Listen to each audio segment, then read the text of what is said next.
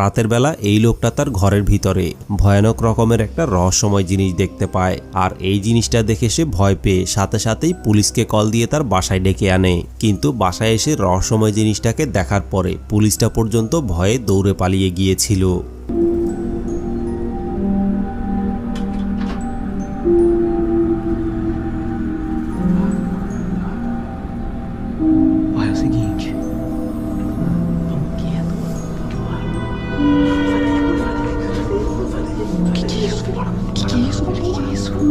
Vambora, vamos ver o que é isso aí, velho. Para, mano, para. Eu vou ir, mano, eu vou ir. Mano, olha aquilo lá. Olha aquilo, velho.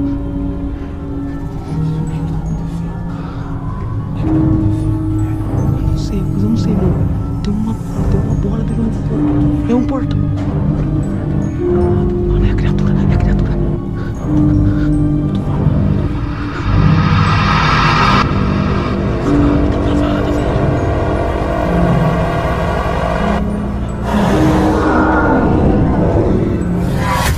Sai, mano, sai aquilo ali. Mano, sai, mano, sai aquilo ali.